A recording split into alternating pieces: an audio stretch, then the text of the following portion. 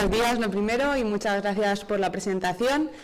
Este es el primer artículo de mi tesis doctoral, soy estudiante predoctoral en la UMH y está publicado en Frontiers in Physiology.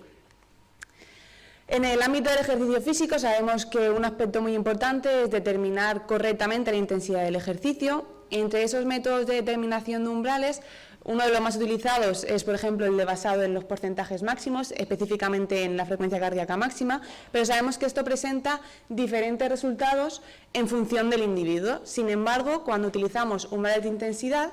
esa respuesta es mucho más uniforme. Para determinar estos umbrales, que comúnmente se les llama umbral aeróbico y umbral anaeróbico, y dividen la intensidad en tres zonas,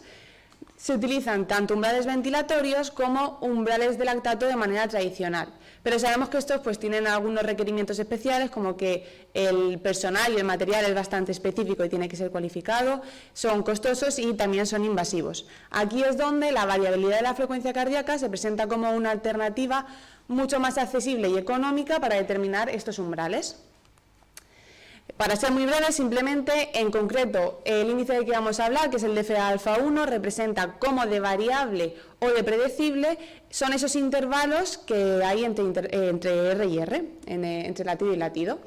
Se ha visto que este índice, en intensidades bajas del ejercicio, presenta unos valores en torno a 1 y conforme incrementa la intensidad del ejercicio, desciende hasta valores de 0,5 o incluso inferiores.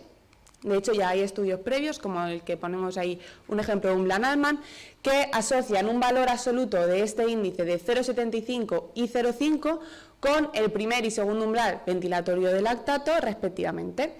Es por eso que el objetivo de nuestro estudio fue, por una parte, evaluar la fiabilidad de este método de determinación de umbrales, ya que no se había evaluado antes en ningún artículo, y además evaluar también su acuerdo con los umbrales tradicionales, pero en población sana no entrenada durante un protocolo incremental en cicloergómetro de escalones. Participaron 16 voluntarios que realizaron 2 pruebas incrementales en cicloergómetro,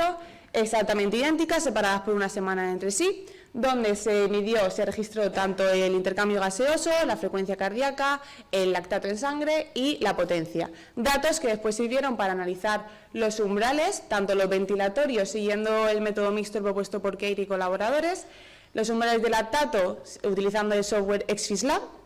y los umbrales de variabilidad de la frecuencia cardíaca, utilizando esos valores de 0,75 y 0,5, que fue el método propuesto por Rogers y colaboradores. Hay muchos números y además veo que no se ve muy bien en la pantalla, pero para ser muy breve voy a destacar simplemente lo más importante, y es que en cuanto a valores de fiabilidad, los umbrales utilizando el método de FA-alfa1 obtuvieron valores muy altos, considerados excelentes, en ICC por ejemplo, sobre todo en los métodos cuando se determinaba en valores de potencia. Lo mismo, muy similar, ocurría en cuanto al acuerdo entre estos umbrales y los umbrales de lactato y los ventilatorios, que los valores de potencia son los que mejor acuerdo conseguían en cuanto a correlaciones y cambios en la media. Ya para concluir, determinamos que este método era tanto fiable como comparable a los métodos utilizados tradicionalmente en una población sana entrenada durante este tipo de protocolo, y que además supone ciertas ventajas, ya que es mucho más simple, barato y accesible, además de que no es invasivo. Simplemente con un pulsómetro podemos registrar la variabilidad de la frecuencia cardíaca, lo que nos permite tanto llevarnos esas pruebas a un ámbito fuera de un contexto de laboratorio, y además poder monitorizar en tiempo real esa intensidad del entrenamiento, y además en concreto con esos valores de potencia que en una situación real es con lo que más se utiliza para prescribir y monitorizar esa intensidad del ejercicio. Ya para finalizar, simplemente dejar aquí el mensaje de posibles líneas futuras de investigación en pacientes con patología, comprobar si este método de determinación de umbrales también es válido o no.